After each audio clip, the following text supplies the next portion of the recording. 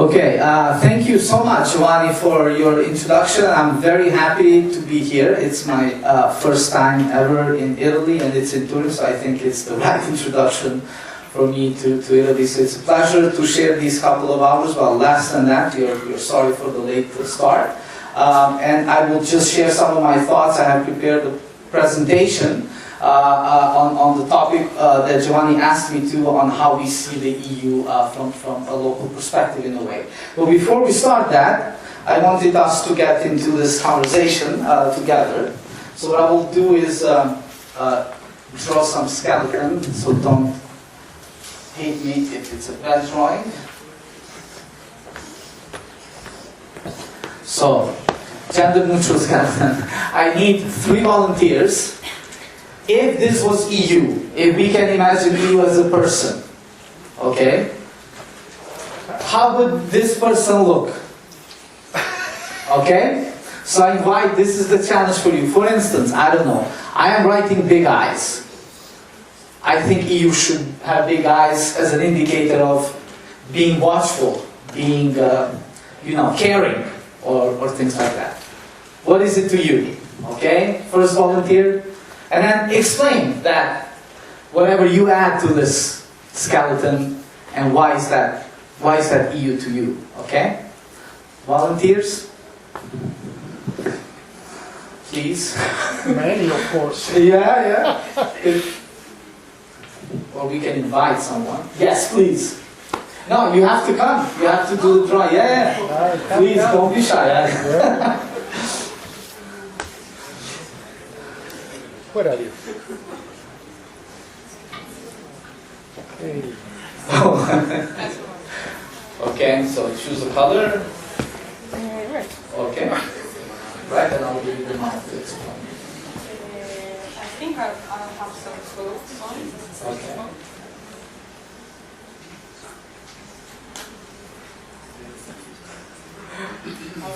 Okay. And some pants.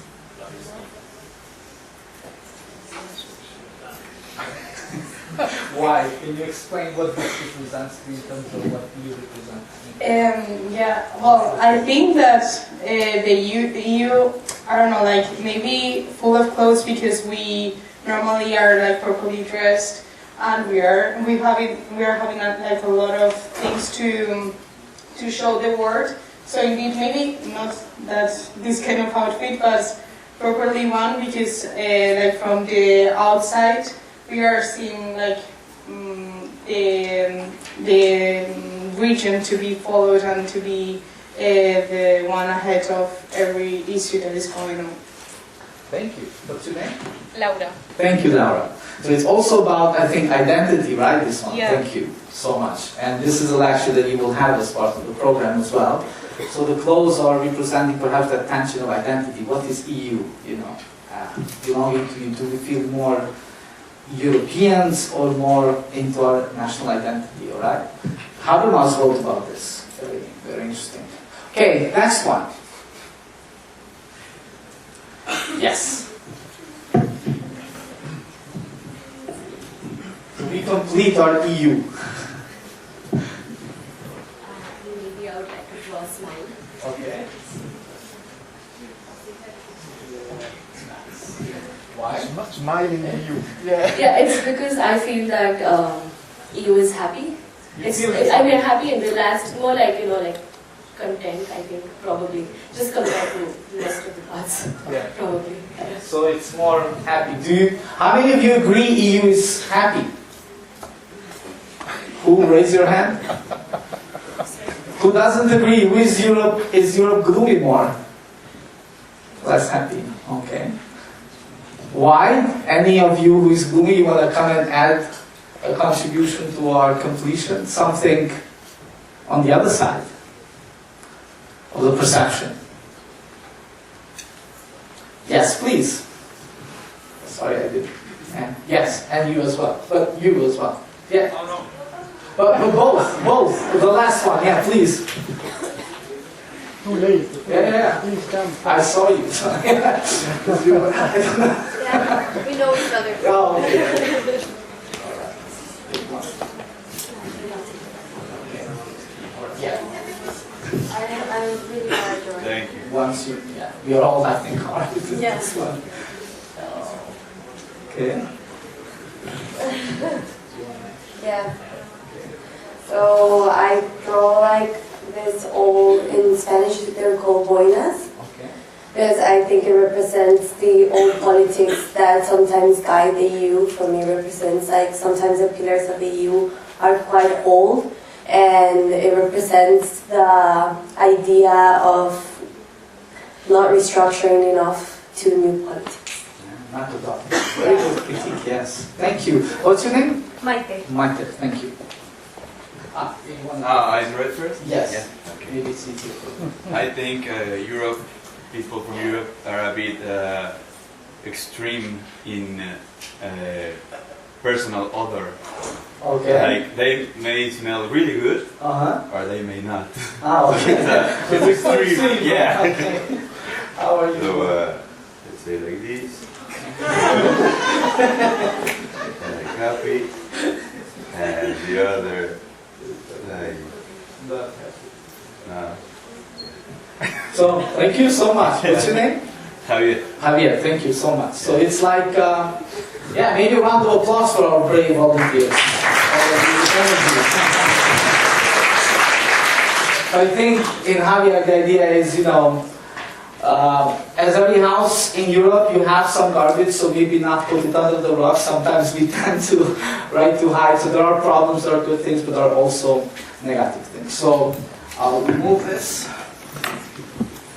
Okay.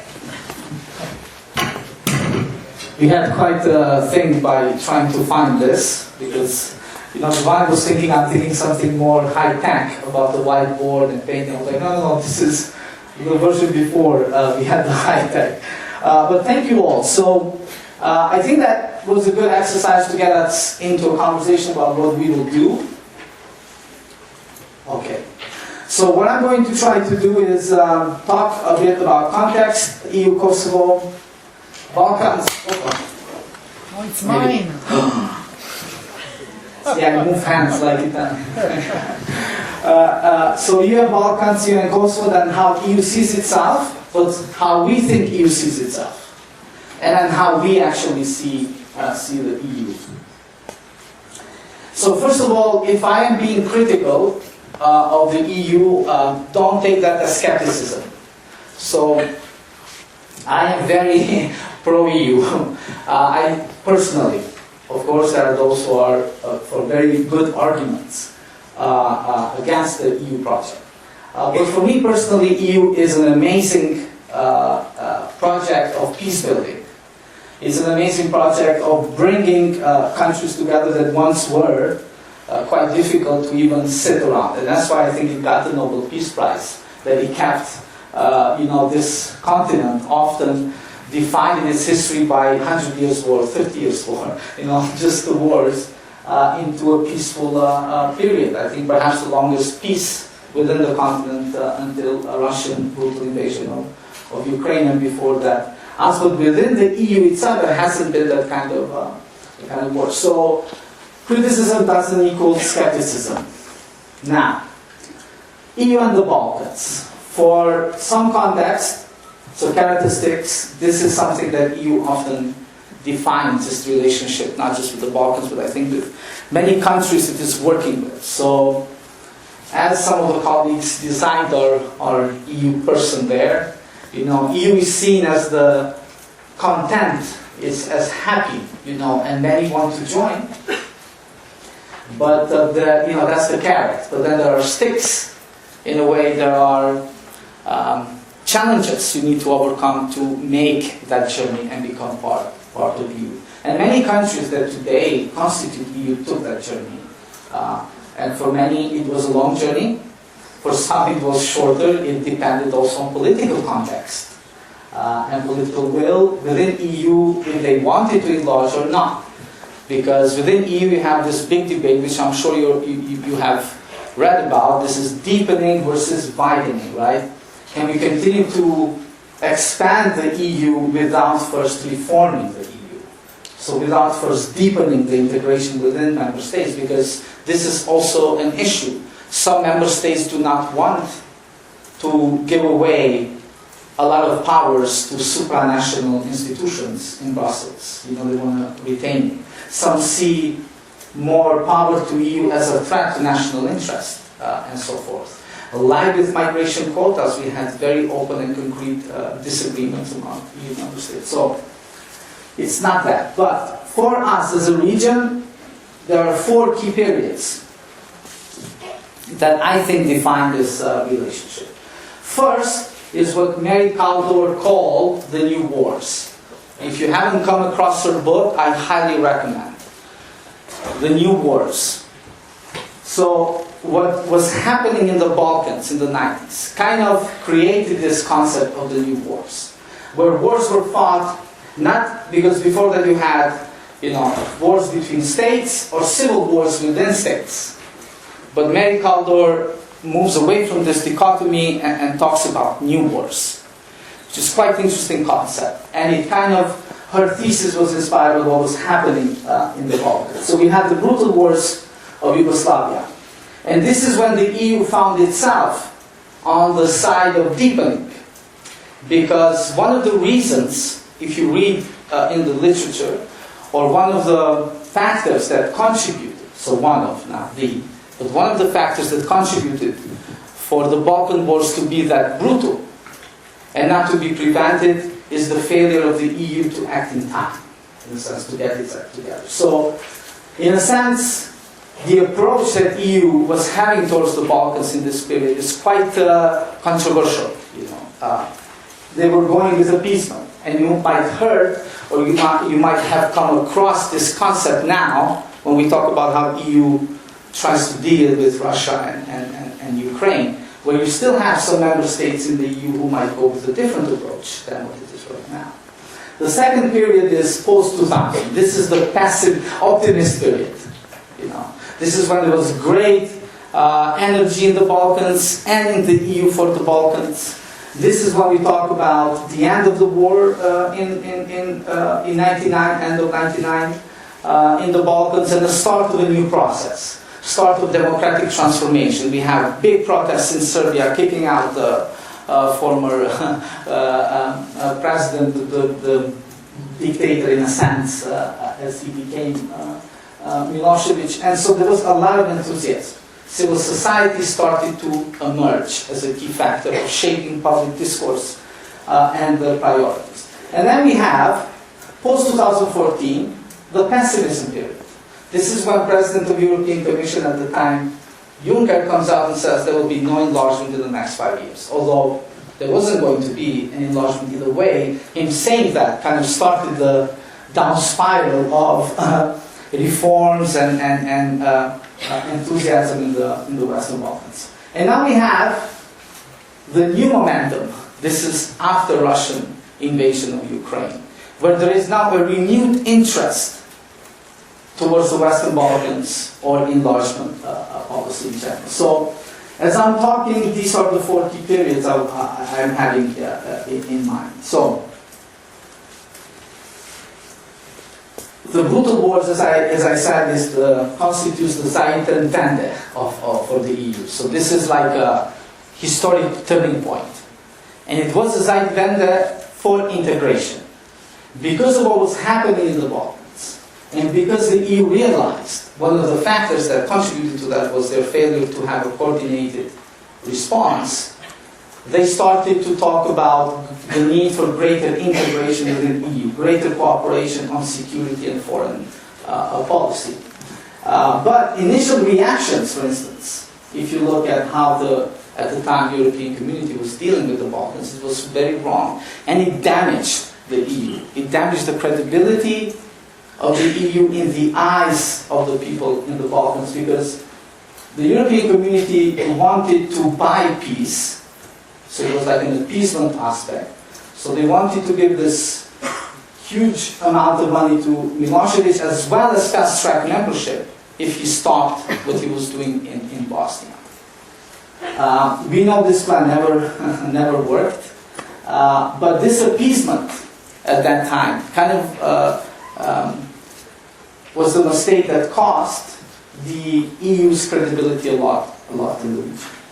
And because of that, the agreement that was signed to end the war in Bosnia was not signed in a European capital, although this conflict, this war, is happening in Europe.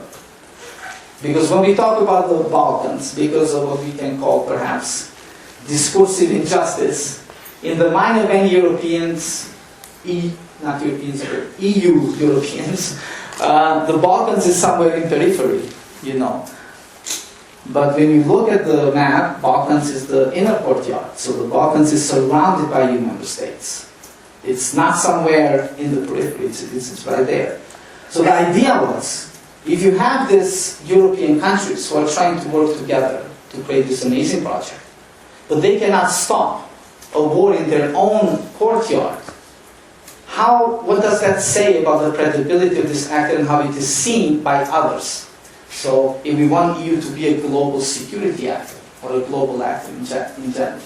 So what happens is, in 1998, at that time the British were very into EU, right? We had the French and British summit to develop the CSDP, the Common Security and Defense Policy. Then we had Treaty of Amsterdam creating the Office of High Representative for CFSP, this is Common Foreign and Security Policy.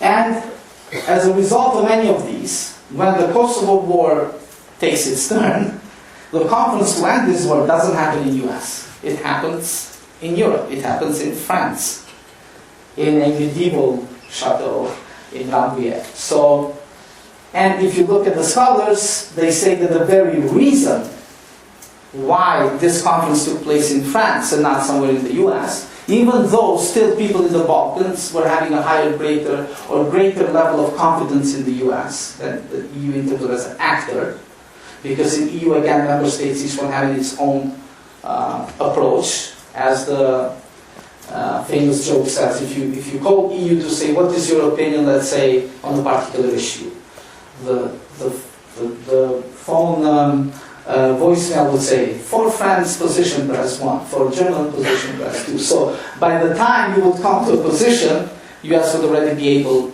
to act. But still, this was that result of a greater integration, resolving the conflict in Kosovo at the conference in France. But with a strong, of course, US presence there, and US continues to have a crucial role in the region. And much of that is because of these kind of factors. So, the relationship between Balkans and the EU is one of symbiotic relationship, where our crises in the region have led to greater European integration. But on the other hand, the level of EU integration, cohesion, coherence also led to crisis, in a sense. And I put Western because, with a smile, because this is the Western Balkans has become a political term now, not just a geographic term.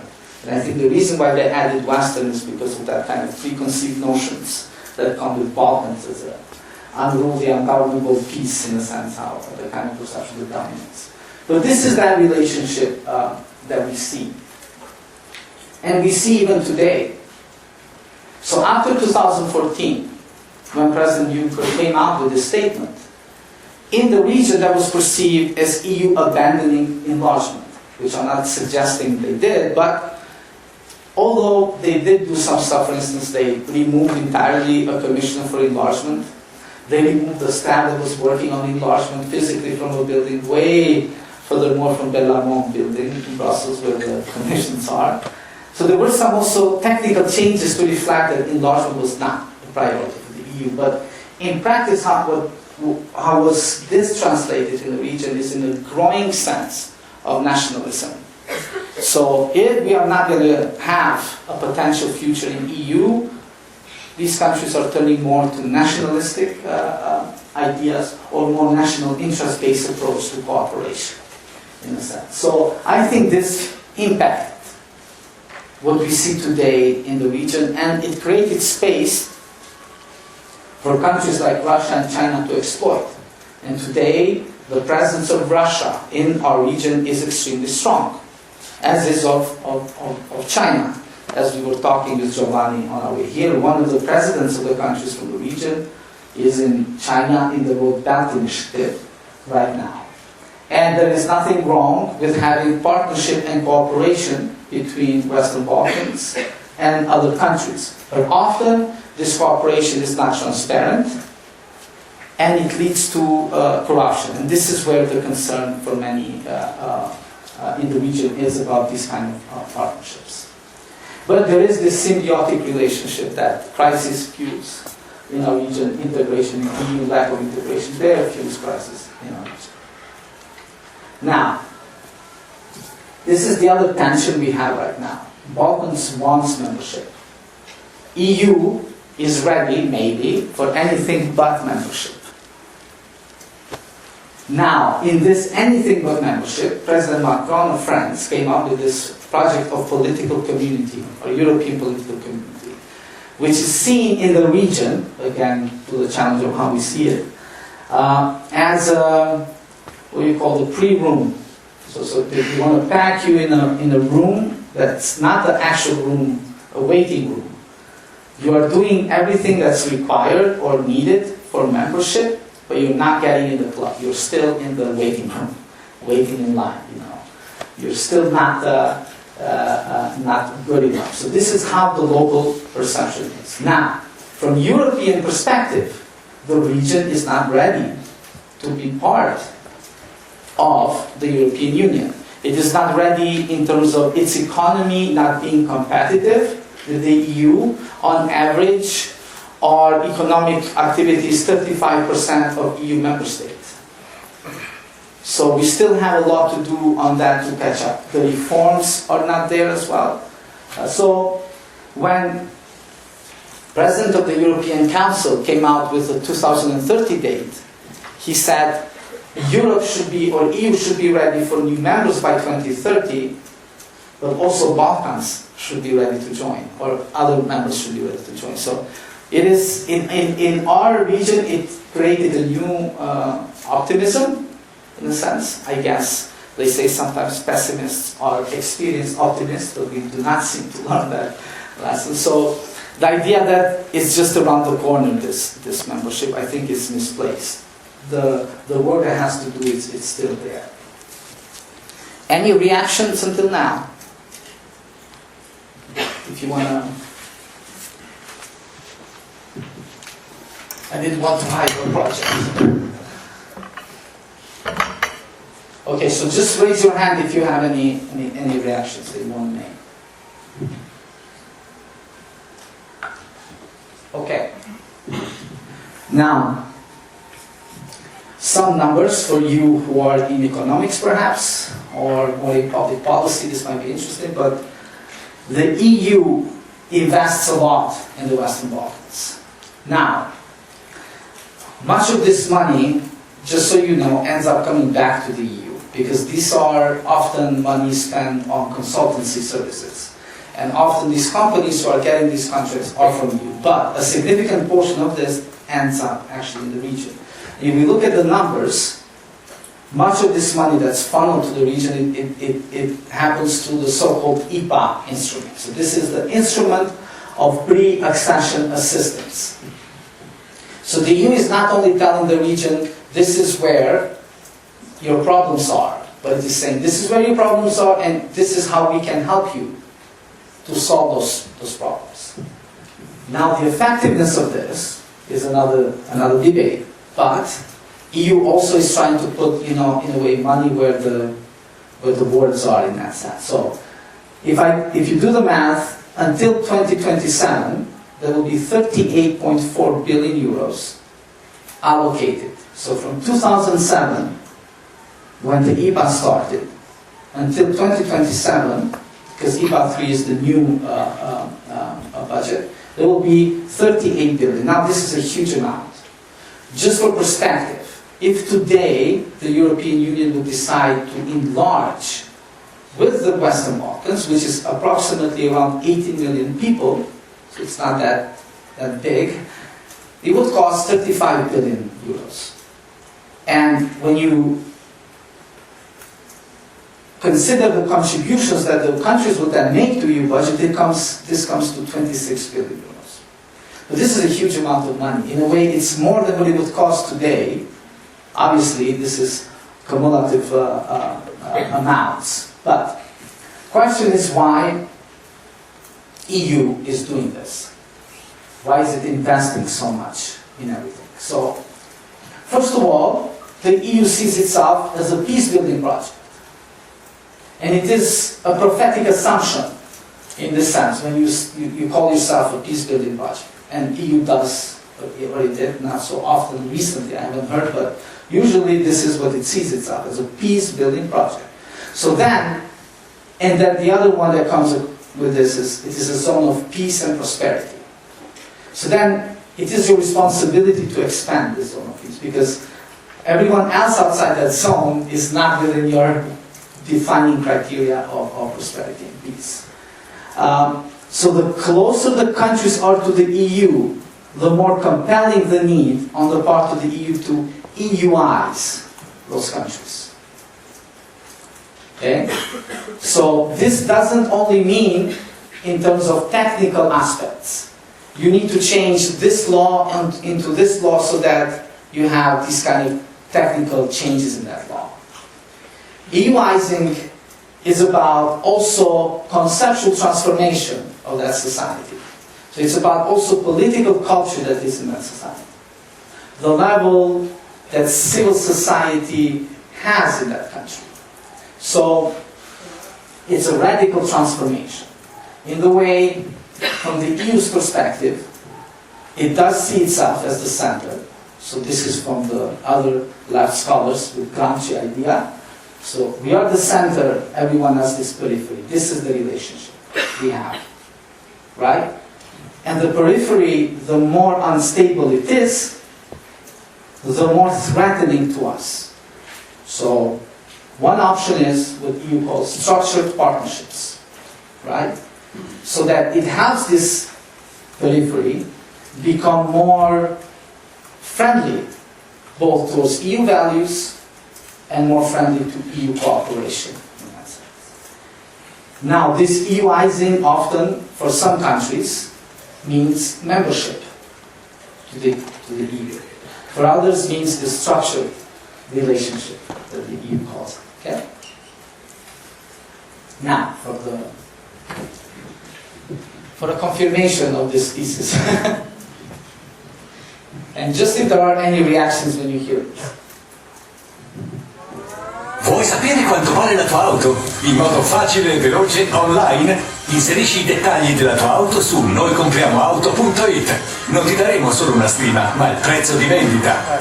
E dopo un breve check in filiale potrai venderci la tua auto. Scopri il tuo prezzo ora su noicompriamoauto.it. Yes, Europe is a garden. We have built a garden. Everything works. It's the best combination of political freedom, economic prosperity, and social cohesion that the humankind has been able to build. There's three things together.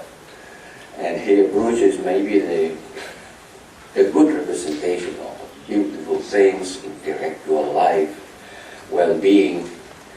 The rest of the world, and you know very well, Federica, is not exactly a garden. The rest of the world, most of the rest of the world is a jungle. And the jungle could invade the garden. And the gardeners should take care of it. Okay. Any reactions from you? So EU is the Garden of Eden, of course, this is the reference. The rest is the jungle. The jungle wants to invade the garden. So the gardeners needs to keep it safe. This is about the smell that... Okay? Anyone? Is it speaking to you, or what is it saying? Yes, please. But it's a bit dramatic because it's not like the world wants to enter the EU. Thank you. Yeah, I said I think it's a bit dramatic because it's not like the whole world wants to enter the EU. Of course, like there is some interchange, and it's going to happen anywhere in the world, and you might be a bit more desirable, but it's also not like it's under danger of being like overly invaded as this guy makes it seem. At least that's how I feel. He's, I think, a bit very... too much too much complimenting itself in a way, right? Anyone else? Any reactions? We know this is not a garden, right? There's many issues. But the idea is how EU sees it and how it sees us. The rest are not part. Very important. It often almost speaks to the French idea of mission, well, I'm not going to pronounce this in French, the missions of civilization, right? When the French believed they had a purpose to go and civilize other countries. And they did a very good job. Yeah?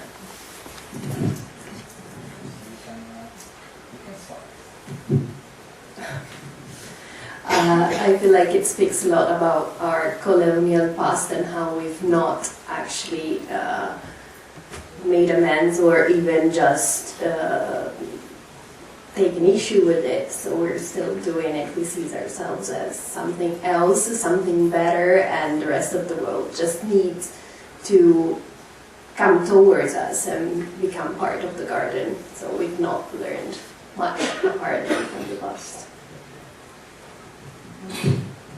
I would also say that this makes a division still between, in general, when I also spoke to, like, my country is not in European Union, even though I'm from Balkans, and when I was talking to my friend, she's Austrian, and when she defines herself, let's say, in a country way, like first she says she's European, and then other things. And for me, European is the last term that I would use. So that again makes divisions, and especially because when we go to Europe, like there are a lot of stereotypes of really us from Balkans being like a jungle and animals, or I don't know how like other perceive us, but it's usually like, ooh, is it still dangerous? Is it still like that? Especially because of these things, because like, yeah, we are garden and you are the jungle. So, and again, like I'm studying political science and I'm still trying to figure out why. I mean, of course, because of power, because of economy and all these things, and but why some countries, for example, you mentioned, of course, when it was Yugoslavian war, the European Union didn't react on time. And I somehow get that because we are still in Europe. European Union is seen as a peaceful peacemaker, but still we have also, yeah, USA, I mean, of course, who thinks that it's capable and that it's responsible for resolving the conflicts. And I don't know who said that. I mean, of course, who gave them the job. And that's how also, like, yeah, they also see themselves as a superior in that sense. Like, yeah, we're gonna come to solve your conflict. When are they solving it? When are they really making peace? Like, that's again the question, but yeah. Thank you so much. All right.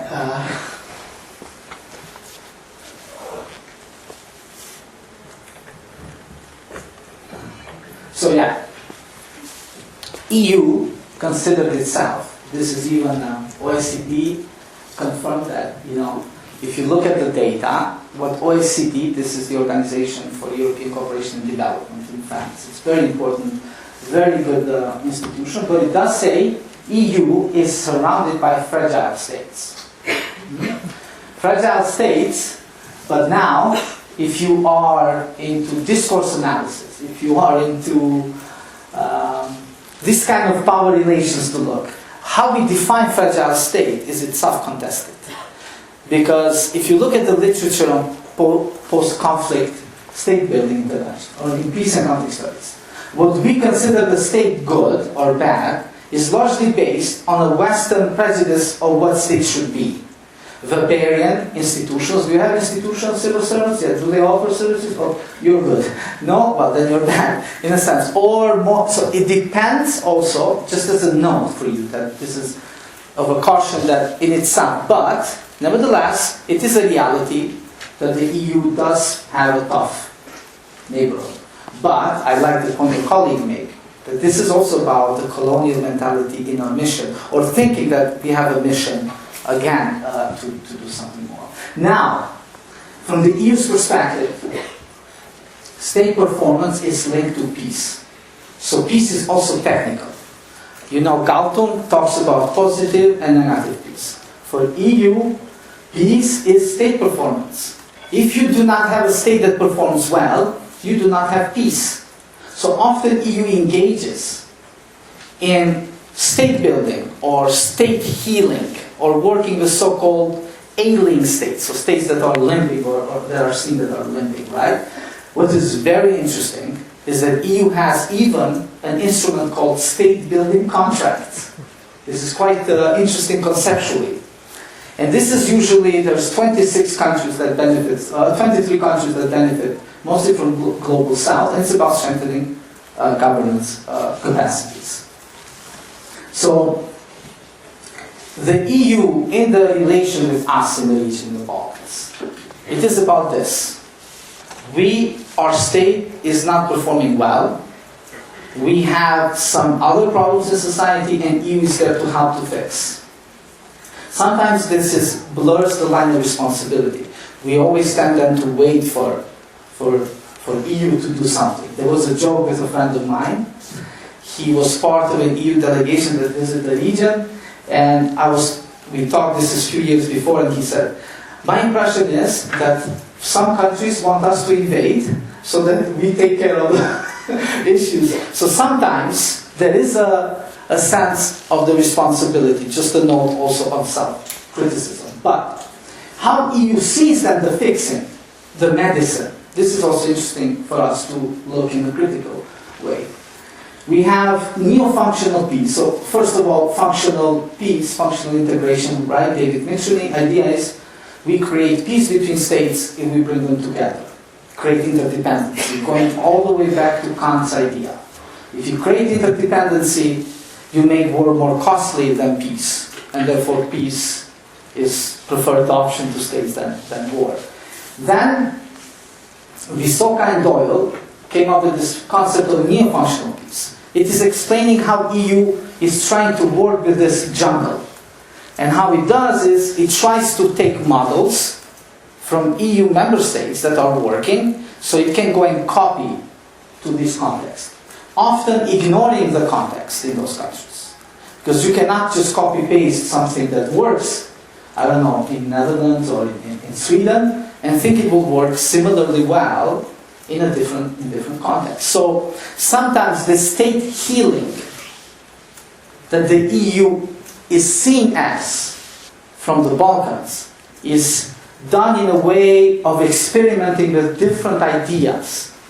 This is working in EU, it should also work here, but context matters. So sometimes context is removed from this equation and it leads to EU having a less of a desired outcome than it planned for. So this is the other argument of how we see EU is as a normative actor. This is how EU also tries to project itself, right? And as a normative actor, a thesis by Ian Manners from 2002, EU idea is, because you see I am good, the argument, because you see I am happy, you see I'm working well, then you need to do, imitate me in a sense. This is what's giving the EU that kind of sense of power as well vis-a-vis the others, because we see it like that. Often in practice, the EU's normative commitments are very problematic, because we have often EU organizations or EU personnel involved in actions that we would not at all consider ethical nor normative, right? So the idea is not that this is absolute, but this is one of the ways how EU tries to influence the periphery that it's and the way it sees it, right?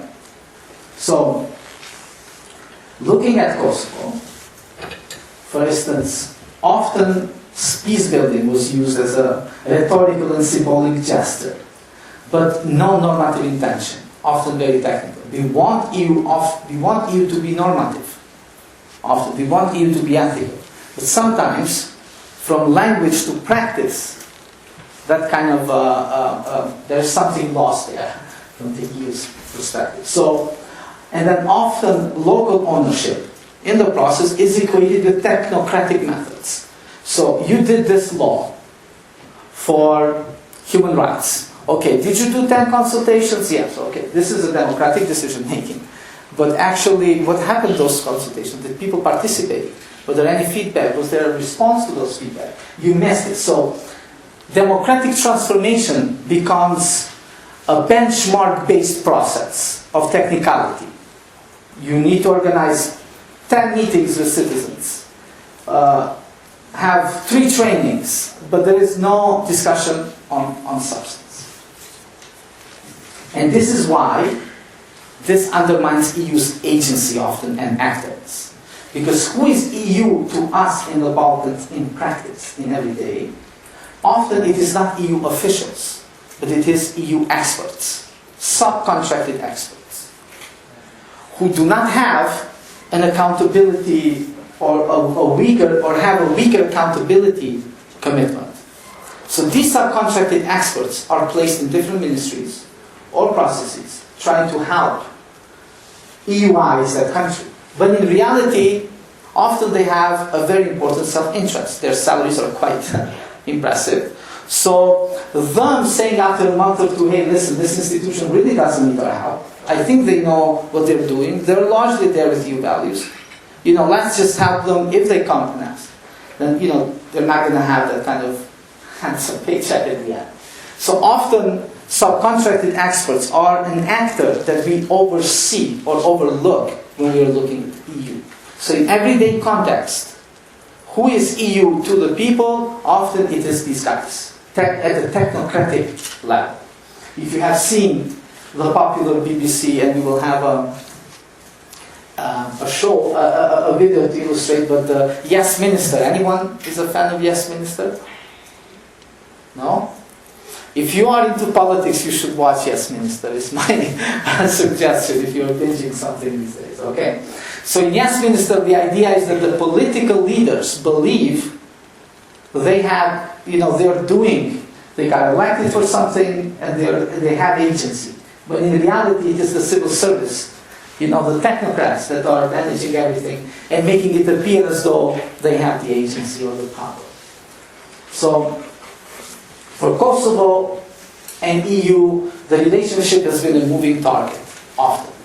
Placing the targets, changing the targets, and so forth. So it's been a very difficult relationship in context of European integration process. If you're looking for more context, this book is quite good. With some issues, Peace at Any Price, it looks at how the international community was operating after the war ended. How it undermined many of the local issues, for instance, violation of rights of minorities, and so forth. But EU was from the start in Kosovo in the process of state building a new state. Reason for that is that in Kosovo, when they came in 1999, both with the UN mission, the idea was that there wasn't any state institutional memory left. We had 10 years of civil resistance where we didn't participate in any state institution, so it was really building something from the scratch in a sense, right? And the EU was part of what UN called Pillar 4, which was reconstruction and economic development. So EU was more economically focused in the state building process there. But this changed. And if you look at the literature, you see that this is not unusual. Usually EU looks itself as a supplement to the United Nations missions of peace building in other parts of the world.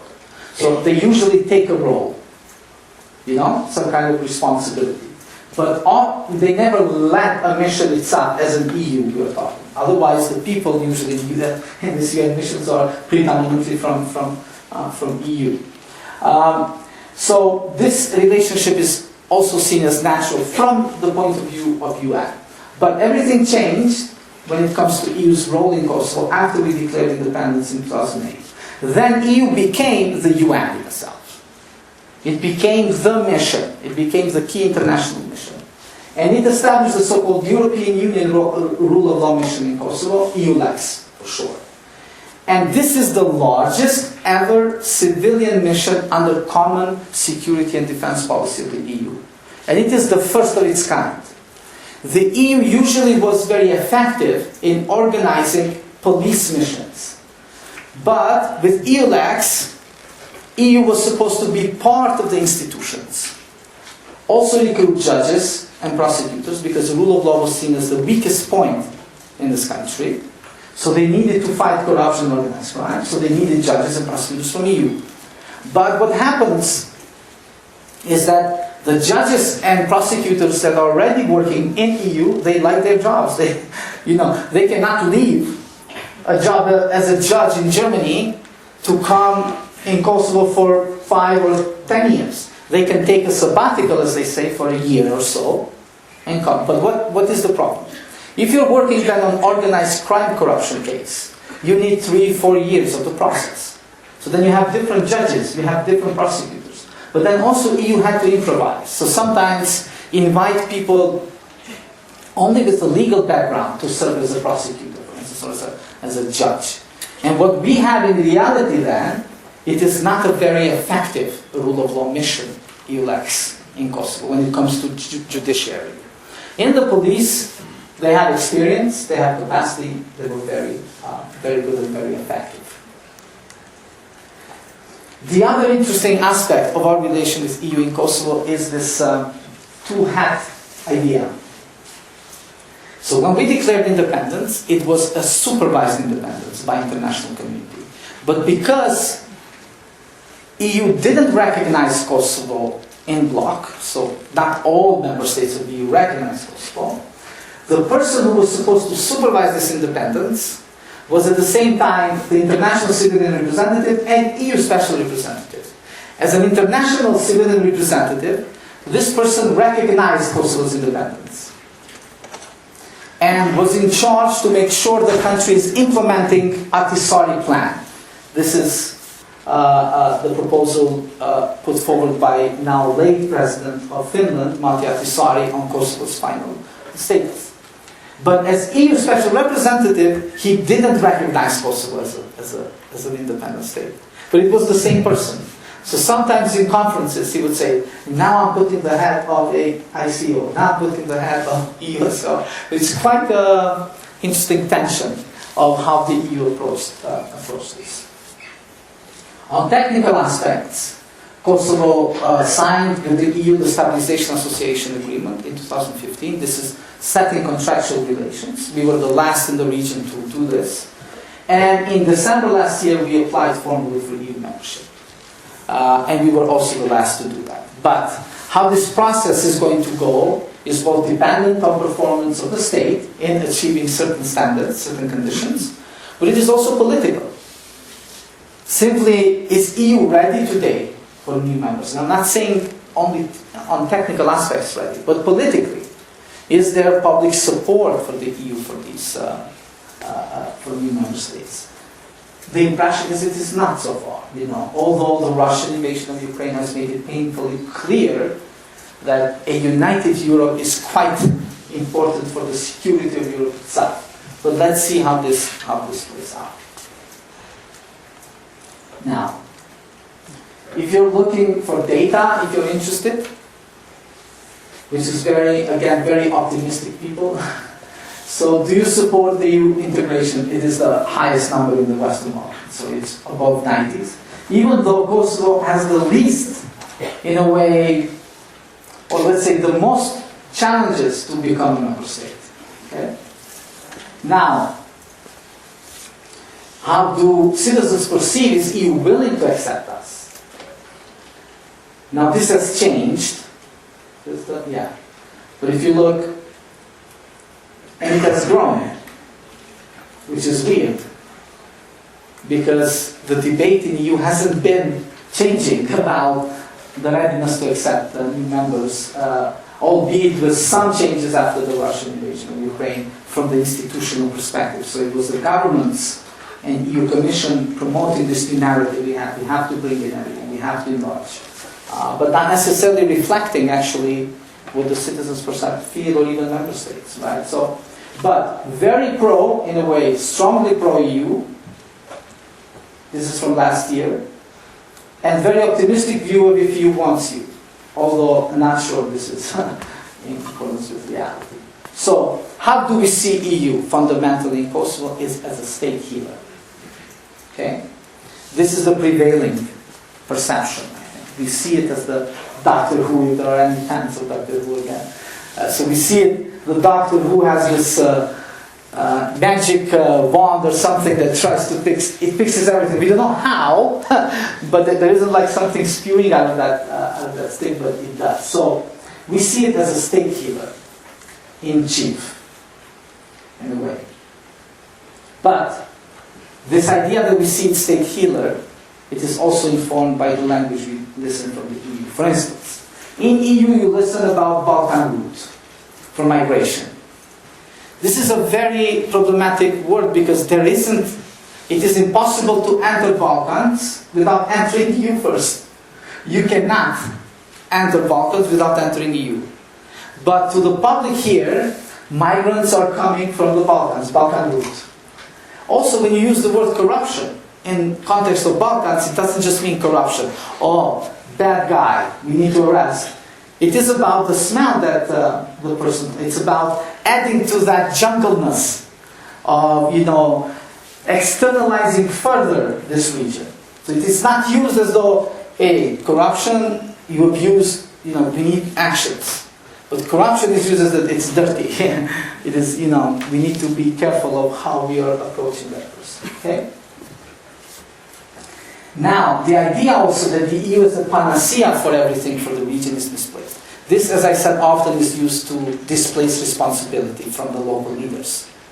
Because, also self-reflection in the region, you do not have the most pro-European political elite in the Western Balkans. They often co-opt the European integration process for particular agendas. And often when the EU is being tough with them, they go to nationalism as an alternative. So, student-teacher relationship is another way how we have this perception of the EU. The EU is the teacher, and we are the student. And the EU also talks this way. So often you see from the EU officials saying, Western Balkans needs to do the homework. It is that language that feeds this kind of relationship. And this homework for us is 35 chapters, that is a technical mistake, of the EU acquis. And this is the grades we get. Us in Balkans, we had the same grades for school. So 1 was you failed, 5 was you were excellent. But it is a similar kind of like level of assessment. And if you want to look where we are, this is where we are.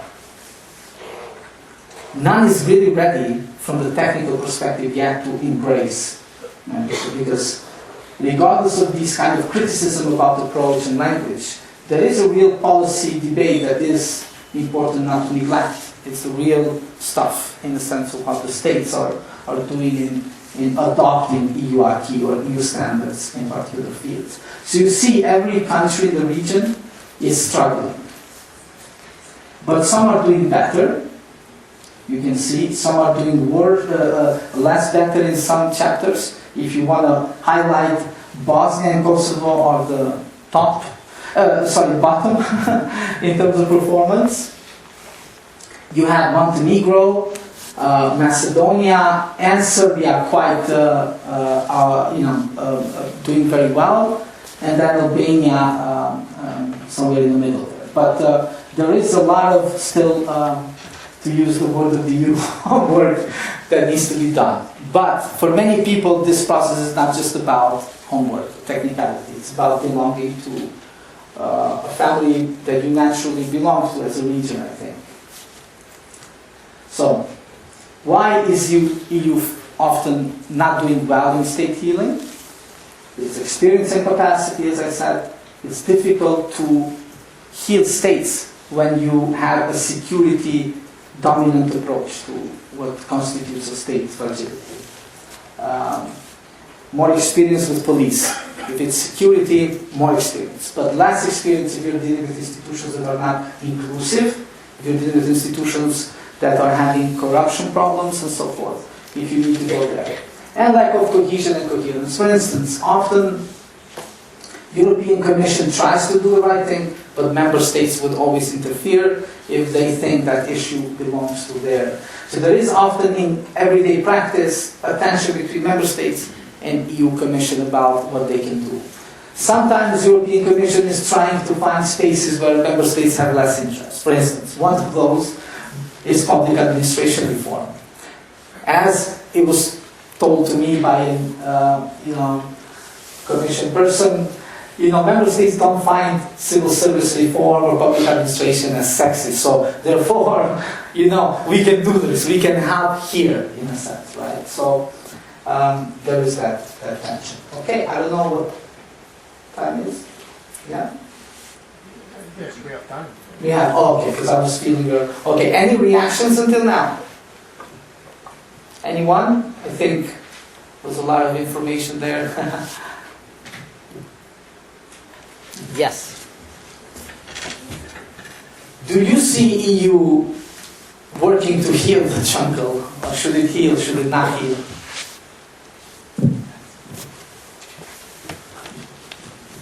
Oh, well, I just wanted to highlight the metaphor of the jungle and the garden, and furthermore with the explanation that you sir just gave. I think it's like following this idea.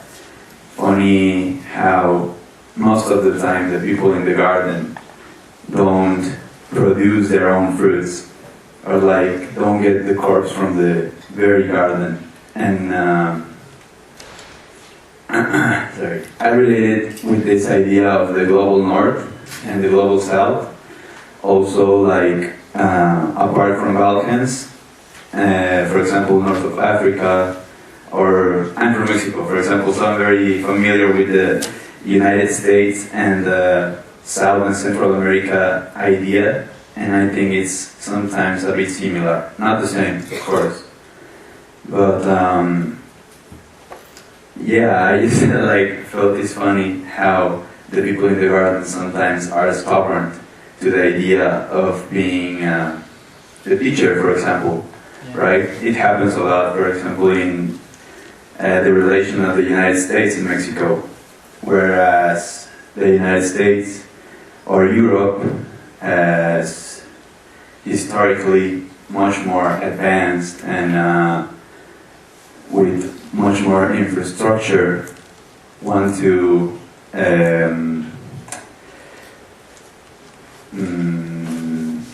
after building their infrastructure with the jungle products, if I have to say, then they want to teach the people from the jungle how to build their own infrastructure, and that's it.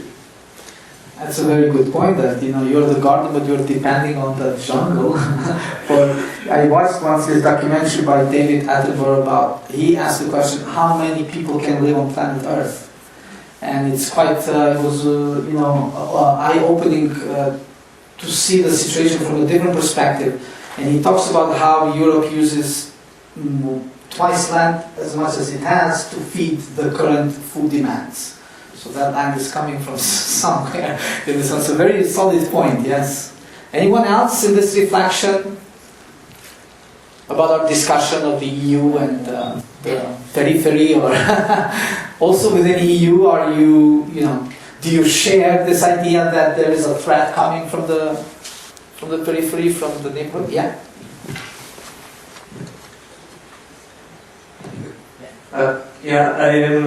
My perspective on the discourse of the jungle it's a bit different, because I interpreted the dialogue from a European perspective, and I think that it's not like a very paternalistic, it's in a way paternalistic.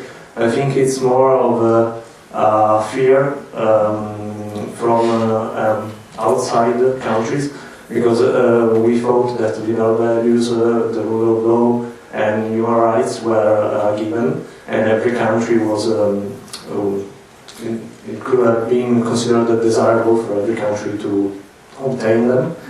But in reality, in recent years, we have seen a growth in authoritarianism and a declining in liberal values and the rule of law and everything. So yeah, it's more of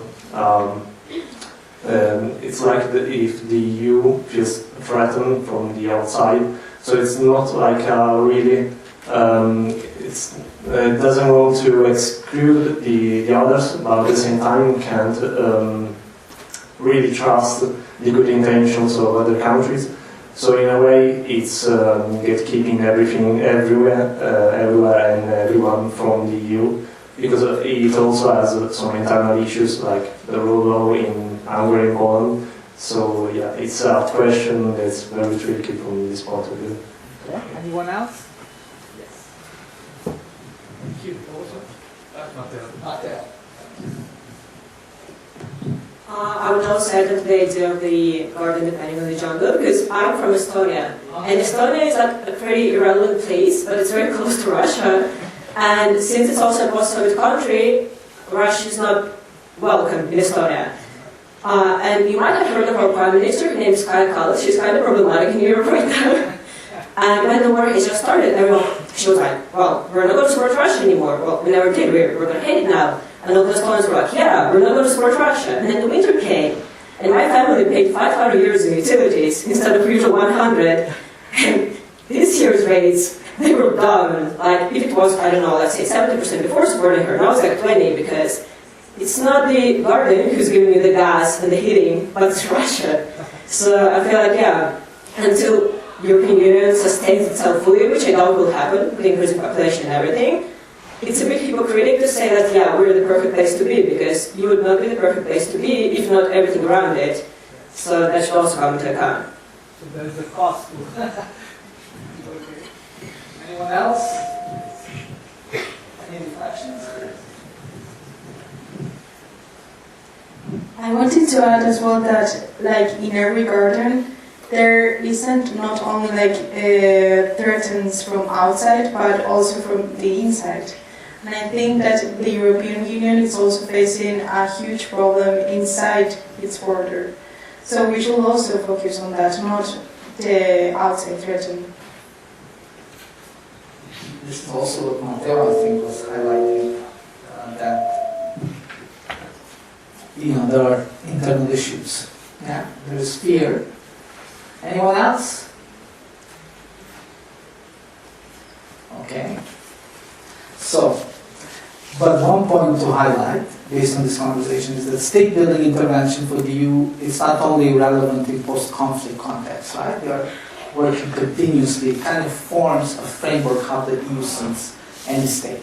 In a way, it is given, it is the underlying assumption. If you're dealing with any state, that state is already not really in line with your standards. So this is what informs your already, in a way, your approach getting it. Okay, we have the next, I think. Sorry. And often then, in practice, what you see, and you can further discuss this, I think we can have your study visit this. Often the council, this is where the member states, the political level participates, they try to deal with security issues. They leave commission on more practical, these kind of humanitarian assistance, other practical issues, and they leave the EU Parliament on the human rights. So often this idea of the norms, of the normative power, it is not reflected equally in each institution. One institution often, and that's European Parliament, takes a more proactive approach to promote the EU as a normative actor, a value-based and ethical actor. Okay. Yeah.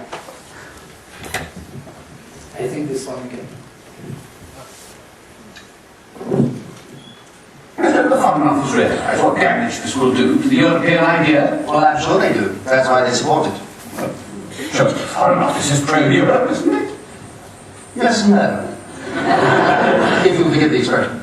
The Foreign Office is pro-Europe because it is really anti-Europe. The civil service was united in its desire to make sure that the common market didn't work. That's why we went into it. talking about? Britain has had the same foreign policy objective for at least the last 500 years, to create a disunited Europe. In that cause, we have fought with the Dutch against the Spanish, with the Germans against the French, with the French and Italians against the Germans, and with the French against the Germans and Italians. Divide the rule, you see. Why should we change now, when it's worked so well? Ancient history, surely. Yes, and current policy. We had to break the whole thing up, so we had to get inside. We tried to break it up from the outside, but that wouldn't work. Now that we're inside, we can make a complete pig's breakfast of the whole thing. Set the Germans against the French against the Italians against the Dutch. The Foreign Office is terribly pleased. It's just like old times. Surely you're committed to the European ideal. Really, Minister?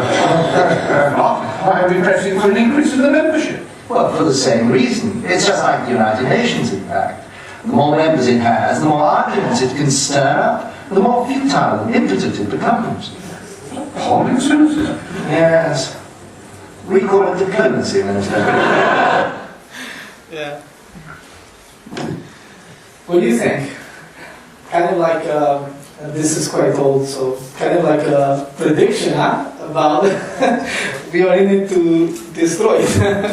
After Brexit, there were some issues, but yeah. What do you guys think of that? Do you feel unity in European Union is strong?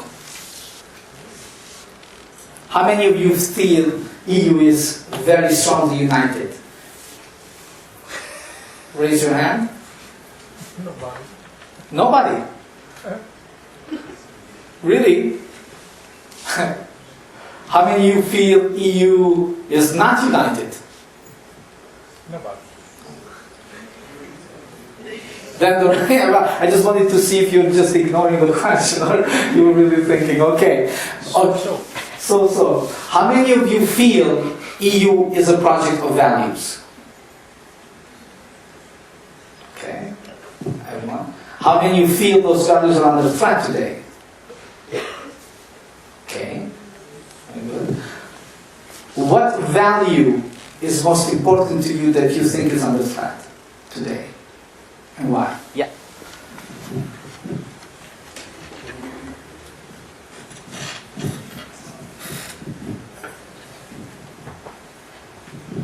Security.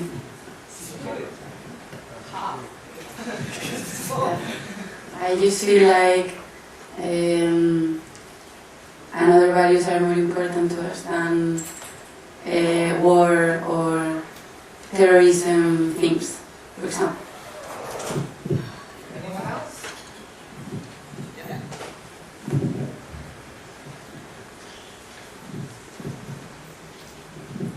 I would say freedom in the most